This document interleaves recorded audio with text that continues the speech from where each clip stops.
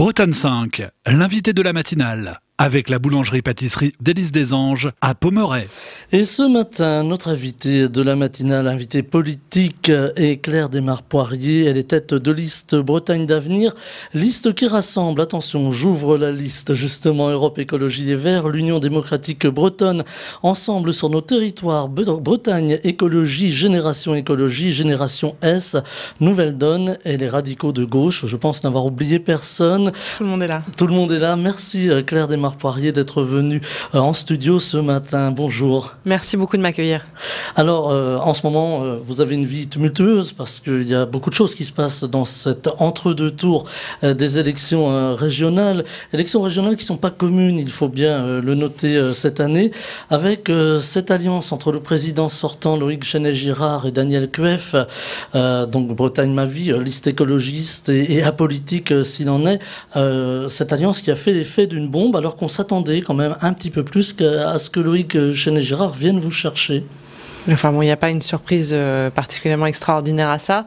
Je comprends qu'il y a un sentiment de trahison de la part des électeurs et des colistiers et colistières de Daniel Cueff qui s'exprime aujourd'hui assez librement dans la presse et sur les réseaux sociaux, puisqu'il avait dit que jamais il ferait un accord d'appareil.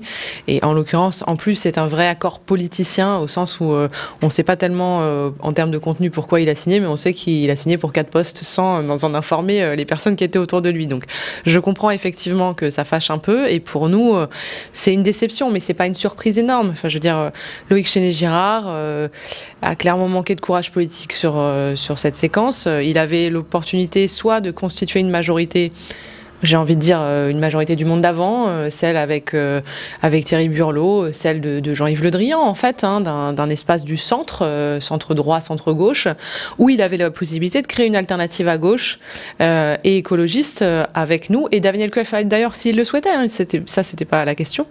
Mais voilà, aujourd'hui, il a fait ce choix de ne pas choisir et finalement de garder le plus petit dénominateur commun, et je pense qu'il va le payer très cher, parce que à la fois du côté, dans son camp, du côté socialiste, moi j'ai beaucoup de gens qui viennent vers moi en me disant leur déception, le sentiment qu'ils passent à côté d'un moment de l'histoire, qu'ils passent à côté aussi d'une opportunité, parce que ce qu'on avait la possibilité de faire dans un accord politique de fond ensemble, c'est une majorité forte pour faire une politique ambitieuse pour la région. Là, il choisit un modèle qui est fragile, qui n'a pas de sens politique et qui montre simplement qu'il est incapable de faire un arbitrage. Donc voilà, au fond, c'est un peu triste, je peux que le regretter, mais j'en prends acte, et aujourd'hui, mon rôle en tant qu'écologiste, c'est de proposer une alternative à ce schéma qui est un peu triste pour notre région.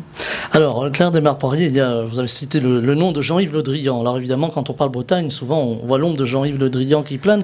Il y a quelque temps, chez nos confrères de Ouest France, Jean-Yves Le Drian s'est exprimé autour de ces régionales en disant il faut faire barrage au Rassemblement national, il faut une forme d'union entre Thierry Burlot et Loïc Chenet-Girard, mais surtout sans Europe Écologie Les Verts. Comment vous l'avez reçu, ce surtout sans Europe Écologie Les Verts? Non, mais il n'y a pas de surprise. Alors, Jean-Yves Le Drian, il a un peu la mémoire courte, parce que c'est jamais avec les écologistes, sauf en 2004, quand ça m'arrangeait pour prendre la région. Donc, voilà. Daniel Cueff faisait déjà partie de cette histoire-là, donc on se dit que, ben voilà... Déjà, diviser les voies de l'écologie, c'était un chemin de vie pour lui avant cette séquence-là. Et en plus, ce lien avec Le Drian était déjà assez fort, en fait. Donc nous, il n'y a pas de surprise énorme par rapport à cette séquence, clairement. Et ce que montre Jean-Yves Le Drian en faisant ça, c'est qu'il passe à côté d'une réalité. C'est que Loïc Chenet-Girard est le président sortant qui fait le plus mauvais score de toute la France. Certes, il arrive premier dans un espace qui est très ouvert, mais il ne fait que presque 21 points. Donc en fait, il n'est pas du tout dans le schéma qu'a pu connaître Jean-Yves Le Drian, où il est margé au-delà de 30%, et après il pouvait traiter avec mépris et avec hégémonie les autres partis. Aujourd'hui, on n'est pas dans ce schéma-là. Aujourd'hui, les voix de l'écologie, c'était 21%, les voix de Daniel Cueff et les nôtres, plus la France Insoumise, même si on n'est pas d'accord sur tout, il y avait quand même un certain nombre de combats qu'on était amenés à mener ensemble, et je pense qu'il y a un certain nombre d'électeurs qui sauront, et je l'espère en tout cas, trouver le chemin d'une alternative à gauche sur notre liste. Donc en vérité, aujourd'hui, on a une opportunité phénoménale, et j'ai bien envie de la saisir, et j'ai bien envie de faire en sorte de proposer une alternative crédible à ce schéma ce schéma perdant-perdant, en fait, Loïc Chénez-Girard, Thierry Burlot. Alors, on vous a vu, Claire Desmarre-Poirier, très combative, hein, toujours, hein, dans votre, j'allais dire presque, oui, c'est un engagement politique, évidemment, mais aujourd'hui, on vous sent encore plus combative. Est-ce qu'on est à un tournant? Est-ce que les choses peuvent basculer dimanche soir, par exemple? Moi, je le crois parce que arithmétiquement, c'est possible, et puis je crois aussi parce que politiquement, il est temps, en fait. Et je vois, franchement, je suis extrêmement surprise de voir la quantité. J'ai reçu plusieurs dizaines, même au-delà d'une centaine de messages de personnes qui sont des électeurs de la gauche, qui n'ont pas voté pour moi au premier tour, en me disant oui, on a entendu ce que vous disiez, mais bon, on se disait bon, le président sortant quand même, et puis quand même Loïc Chénez-Girard avait, je pense, représenté un espoir pour beaucoup d'électeurs de gauche en faisant la rupture avec Thierry Burlot, en disant non, en fait, la Macronie, c'est pas mon espace politique. Et à ce titre-là, on lui reconnaissait aussi d'avoir fait ça. Nous, en tant qu'écologistes, on n'avait pas le même projet, mais on reconnaissait que marquer la gauche, c'était marquer politiquement un recul par rapport à l'ère Le Drian. Aujourd'hui, les électeurs et les électrices font le constat que le message est plus si clair. Et j'ai eu un débat hier avec lui.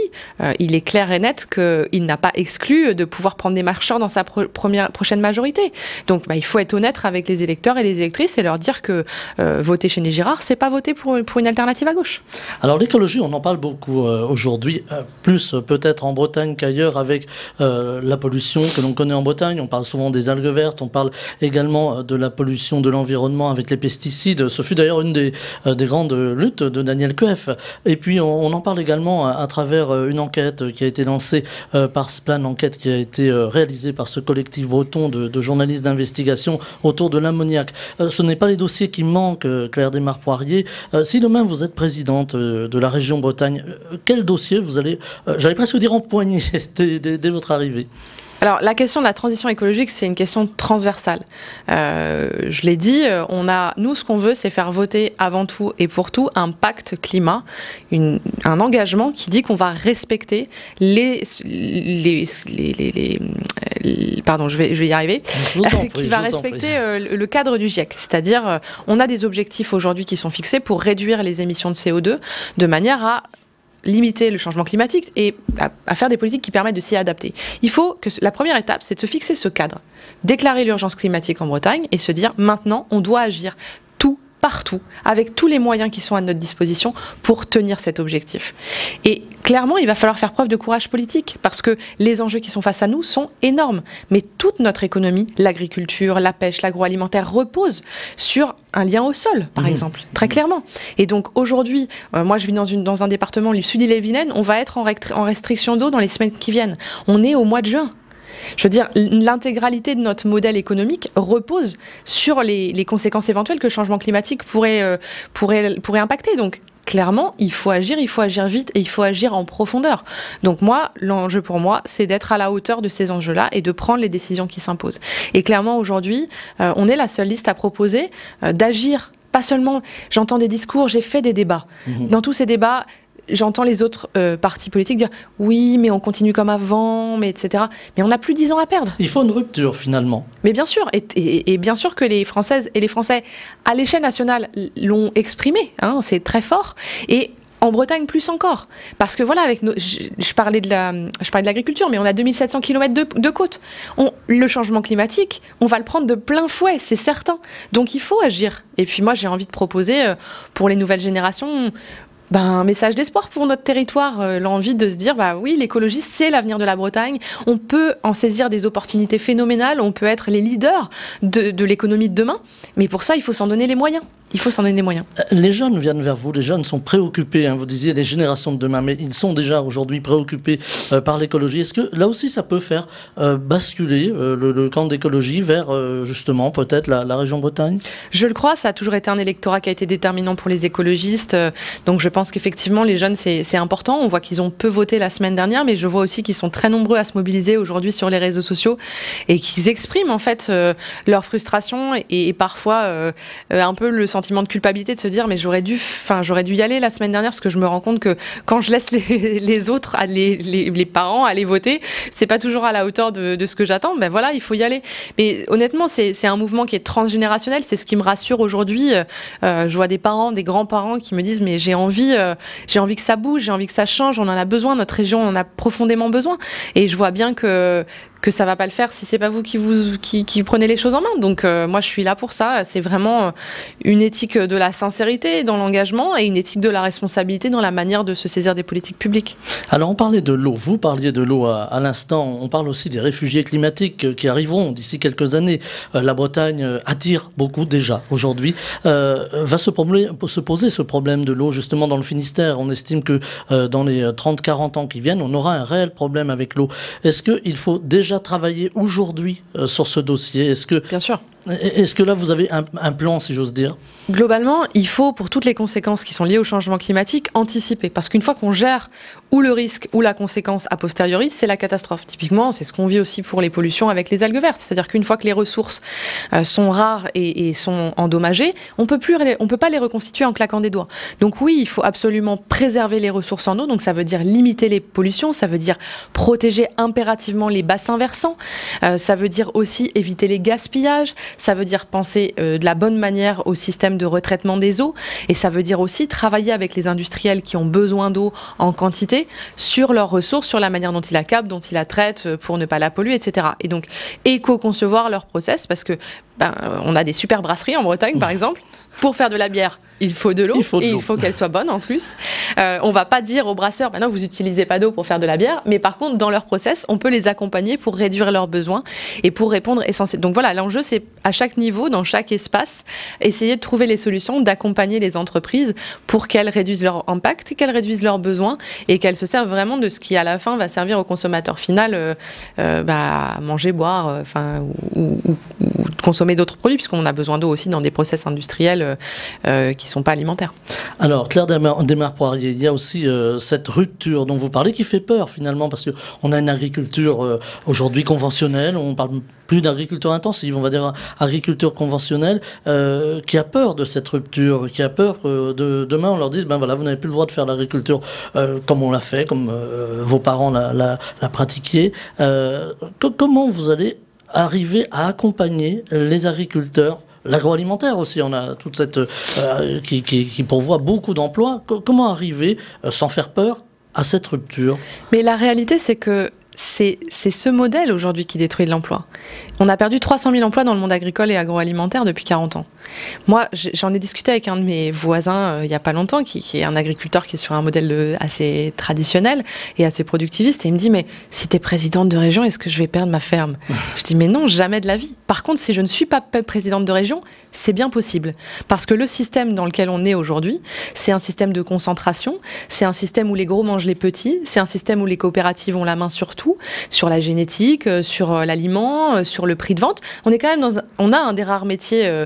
Alors, bon, moi, je fais des plantes aromatiques et médicinales, donc je ne suis pas concernée de la même manière. J'allais dire que vous étiez quand même concernée un petit peu. Oui, c'est ça, je suis concernée, c'est ma vie quotidienne. Hein, l'agriculture bio, je sais ce que ça implique d'être en bio. Hein, j'ai désherbé pendant des centaines d'heures dans ma vie, donc je sais très bien ce que ça implique.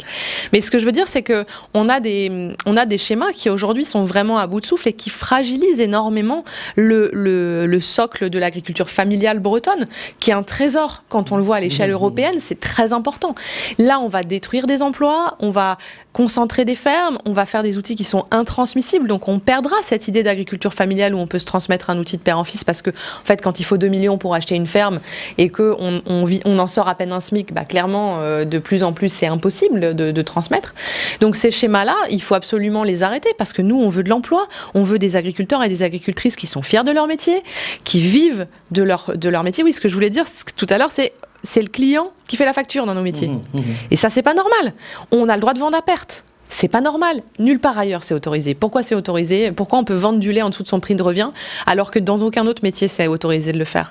Donc, il faut ramener nos métiers dans le droit commun. Il faut donner de la fierté de pouvoir vivre dignement de son travail, et pas seulement parce qu'on a des aides de la PAC, et pas seulement parce que c'est course à la surface, mais aussi de créer des emplois. Moi, j'aime aller dans des fermes bio, voir des gens qui sont heureux de travailler, qui sont bien dans leur corps, qui créent de l'emploi, qui créent des communautés aussi avec leurs acheteurs. Enfin, voilà. je trouve que c'est enthousiasmant comme modèle en fait, et en aucun cas ça doit faire peur. Au contraire, pour moi c'est quelque chose qui fait rêver, et il y a beaucoup de candidats à l'installation agricole aujourd'hui. Ils veulent aller vers ces modèles parce que ça leur offre des perspectives d'avenir. Alors justement, l'avenir, on parlait de la jeune génération tout à l'heure. Ils sont nombreux à vouloir s'installer, ils sont très technophiles. Voilà, ils vendent leurs produits sur Internet. On peut acheter aujourd'hui du bio assez facilement sur Internet. Et puis surtout, ils ont une autre vue des choses. Comment arriver aussi à former cette jeune génération? Parce qu'aujourd'hui, on a des lycées agricoles, mais qui forment encore aux méthodes traditionnelles. Là aussi, il faut que la région intervienne. Bien sûr. Alors les lycées agricoles, c'est un peu différent des lycées traditionnels, puisque le programme est fait par le ministère de l'Agriculture. Il y a beaucoup de lycées privés. Donc voilà, c'est un schéma un peu particulier, mais clairement, la formation, que ce soit en centre de formation professionnelle pour les diplômes pour les adultes ou en lycée agricole, elle doit bouger. Elle doit accompagner la transition écologique, techniquement, pratiquement, agronomiquement. On ne fait pas assez d'agronomie aujourd'hui dans les formations agricoles. Et puis, on doit le faire aussi pour les hors cadres, donc les gens qui ne sont pas forcément nés dans des familles d'agriculteurs et qui vont faire des formations professionnelles pour y venir. Je pense qu'il nous faut un nouveau centre de formation en Bretagne sur l'agriculture de demain, qui soit un espace de recherche, de partage de savoir-faire. On le fait beaucoup entre agriculteurs et agricultrices, c'est vraiment un espace important. Je pense qu'il nous faut cet outil, et un lycée qui soit aussi un espace test, un espace de démonstration pour montrer que ces pratiques, elles sont vertueuses, et puis voilà, il y a des appétits. Les jeunes, ils sont connectés, mais ils aiment aussi la mécanique agricole. Donc, on voit que sur les outils, apprendre techniquement à mener des herses, c'est des pratiques qui évoluent aujourd'hui. Et moi, je vois des voisins qui vont chez les bio pour apprendre à biner le maïs. Et en fait, cette transmission, c'est aussi une chouette émulation et solidarité paysanne qu'on perdait dans les systèmes concurrentiels où on ne sait pas qui va manger le voisin. Retrouver ces dynamiques de co-construction, de formation mutuelle, c'est des outils très importants. Donc oui, il y a un changement culturel, mais il y a aussi des outils à mettre à disposition de celles et ceux qui veulent faire le chemin de cette transition. Qu'est-ce qui fait aujourd'hui que, par exemple, Europe Écologie Les Verts fait peur ou déclenche tant de colère? Les écologistes, on l'entend souvent, hein, pardonnez-moi, je vous dis ce qu'on entend ou ce qu'on lit parfois sur les réseaux sociaux. Qu'est-ce qui fait peur? Vous avez pas l'air d'être bien méchante. Non, mais moi, je fais pas peur à grand monde, en vérité. Hein.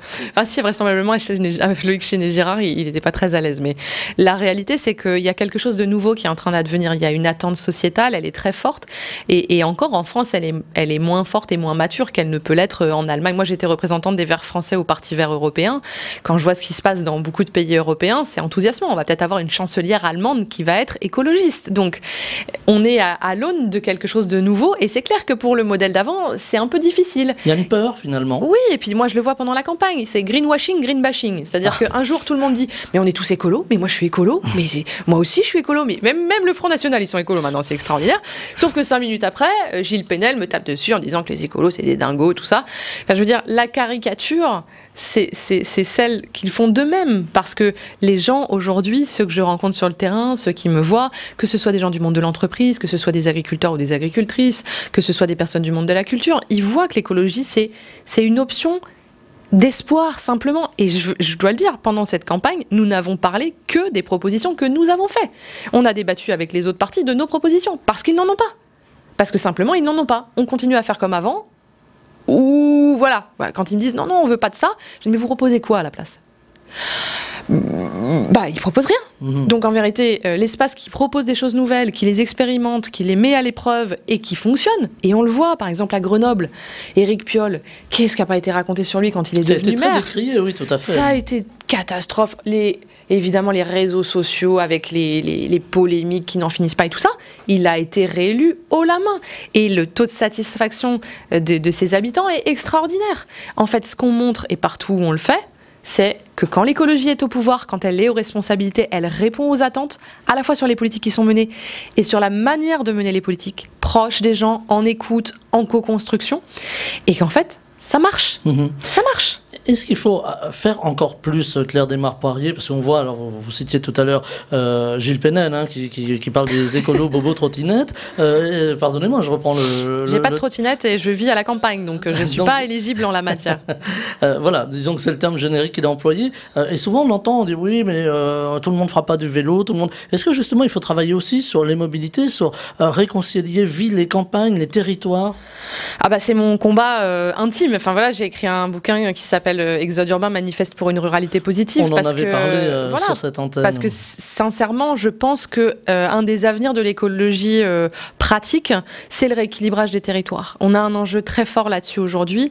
De la même manière que socialement, les plus impactés par les conséquences d'une non-politique écologique, c'est les plus précaires, c'est la précarité énergétique, c'est la mauvaise alimentation. Et ça, c'est évidemment les plus pauvres qui le subissent le plus fort.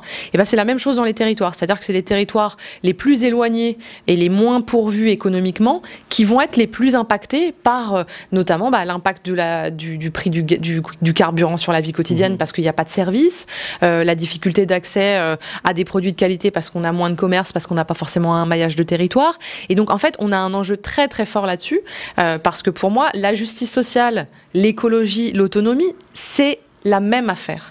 Et c'est pour ça qu'on a construit cette liste, ce rassemblement de 8 partis politiques. Merci d'ailleurs de les avoir cités parce que trop de journalistes l'oublient. C'était faire ce rassemblement de 8 mouvements politiques, c'est un truc historique en Bretagne. Et c'est aussi parce qu'on avait ce socle commun et cette intime conviction commune. Aujourd'hui, on n'a plus qu'à le mettre en œuvre. Alors justement, on parle des territoires, on parlait du Rassemblement national, on l'a donné à 20%. Le sondage s'est trompé. Mais néanmoins, on voit qu'il progresse dans des territoires ruraux. Bien sûr. Est-ce qu'il y a la urgence aussi à s'emparer, entre guillemets, de ces territoires ruraux? Oui, c'est une urgence, mais c'est même une responsabilité au-delà du vote FN. Enfin, je veux dire, moi, je vis dans une commune, il y a 10 ans, dans ma commune, le vote FN, c'était 7%. Aux dernières présidentielles et européennes, c'était autour de 30-33%. Donc on voit dans des communes qui ne sont pas concernées par l'immigration, qui ne sont pas concernées par l'insécurité, où clairement on est sur un vote de désespoir en fait. Et puis c'était aussi une commune où on a eu beaucoup de mobilisation pour les gilets jaunes. Que ce sentiment d'être déclassé, ce sentiment d'être pas considéré, ça a des implications politiques. Moi je souhaite porter un message d'espoir. Le FN, il désigne des coupables. Un jour c'est les écolos, le lendemain c'est les immigrés, mais ils ne proposent pas de solution.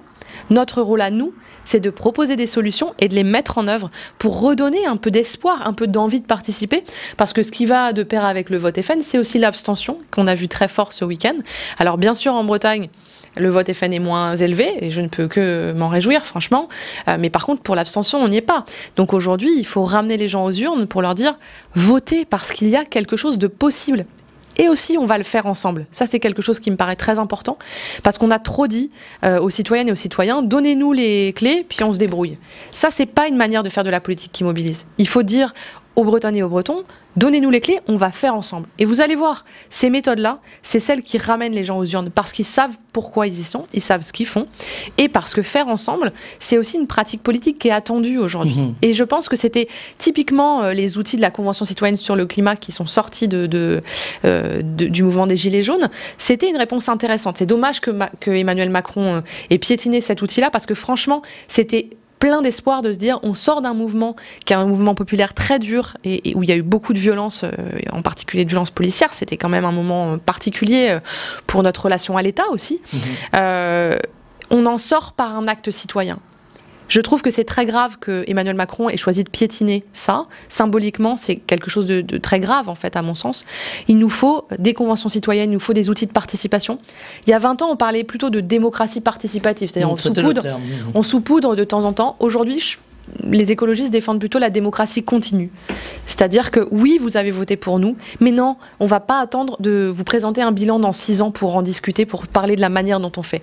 On prend le pouvoir, on le redonne aux citoyens. C'est comme ça que les écologistes font dans les régions, c'est comme ça qu'ils le font dans les communes, et c'est ce qui fait qu'on est très largement réélus dans les communes écologistes. Alors, vos détracteurs souvent disent ah ben oui, mais il ne faut pas politiser l'écologie. Les gens de droite, même les gens d'extrême droite font d'écologie. Qu'est-ce que vous leur répondez? Non, mais moi, ce que je constate, c'est quand on ne politise pas l'écologie, on n'en fait pas. La réalité, c'est que tous ceux qui disent « oui, mais moi, je suis écolo, mais » simplement ne font rien. Donc, c'est un état de fait. Les gens préfèrent l'original à la copie et surtout, les discours écologistes, c'est fini. Aujourd'hui, il faut des actes. Alors, on parlait de la jeune génération tout à l'heure. On voit aujourd'hui les petits, j'allais dire, qui bien souvent disent à leur grand-père ou à leur père ou à leur mère, ah ben dis donc, non, tu ne sais pas trier tes déchets, tu fais pas bien. Est-ce que là aussi, justement, l'éducation des plus petits et peut-être des plus grands, ça peut être quelque chose d'intéressant, d'une façon ludique ou avec les médias, par exemple? Mais je pense qu'aujourd'hui, c'est les enfants qui éduquent les parents. Et d'ailleurs, je le vois et on a des retours de gens qui me disent, mais moi j'ai 3 Greta Thunberg à la maison, alors je vote pour vous. Franchement, je ne sais pas si mes enfants m'y avaient pas poussé, je ne sais pas si je l'aurais fait, mais là, je le fais. Et très clairement, et on a des jeunes ados qui me disent, moi, j'ai pas l'âge de voter, mais je vais tanner ma mère, hein, je vais vous le dire, parce que moi, si je pouvais voter, je voterais pour vous, parce que là, ils vont voter. Mais c'est mon avenir. Hein. Donc, et en fait, les jeunes sont très conscients, ils ont envie. Et pour moi, c'est aujourd'hui les jeunes générations qui font bouger les enseignes. C'est plus à nous de leur expliquer comment on fait le tri sélectif. Hein. Non, là, ils vont plus loin, et ils vont beaucoup plus loin, parce qu'ils savent que c'est leur avenir, ils savent qu'on n'a pas 10 ans à perdre, ils savent que c'est maintenant qu'il faut agir pour les conséquences qu'on va connaître dans 10 ans. Même pour ma génération, enfin moi j'ai 36 ans, quand on parle des scénarios notamment de canicule à 50 degrés à 2050, enfin moi à 2050 je suis pas à la retraite. Hein. Donc je veux dire, c'est notre avenir à nous qu'on construit. Donc évidemment celui qu'on va connaître dans les années qui viennent. Et puis voilà, moi j'ai une petite fille de 6 ans, c'est aussi pour elle que je m'engage parce que pour les générations suivantes, évidemment, il faut être responsable aujourd'hui.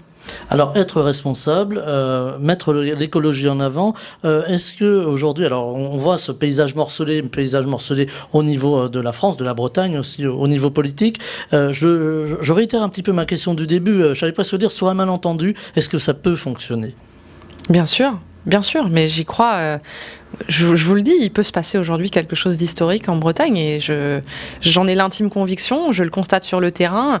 Je le redis, j'ai été vraiment surprise à la fin de ce premier tour de voir la quantité de réactions que j'ai eues, que ce soit de la part des médias, des citoyennes et des citoyens, des gens qui sont investis dans les espaces militants, associatifs, qui, au moment du premier tour, me disaient « Oui, mais c'est compliqué pour nous de parler, de s'exprimer, parce que bon, politiquement, s'afficher dans nos espaces. » Là, il n'y a plus personne qui hésite. Tout le monde met les bannières, parle sur les réseaux sociaux, s'exprime. Enfin voilà, il y a quelque chose d'un engagement très fort et du sentiment qu'il peut arriver quelque chose. Donc maintenant, la seule chose, c'est est-ce que les gens vont se mobiliser ce dimanche ?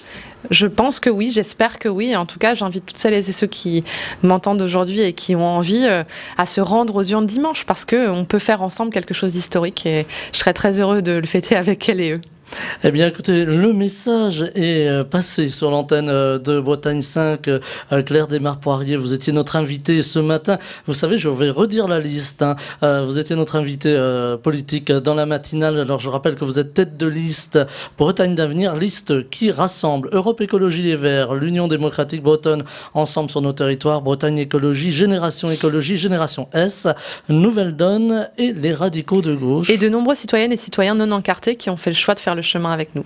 Voilà, alors on ne les oublie pas non plus. Merci infiniment d'être venu. Je sais que vous avez un emploi du temps très chargé sur cette dernière ligne droite. Merci infiniment d'être venu sur l'antenne de Bretagne 5. Très belle journée. Belle journée à vous. Bretagne 5 matin, Stéphane Hamon.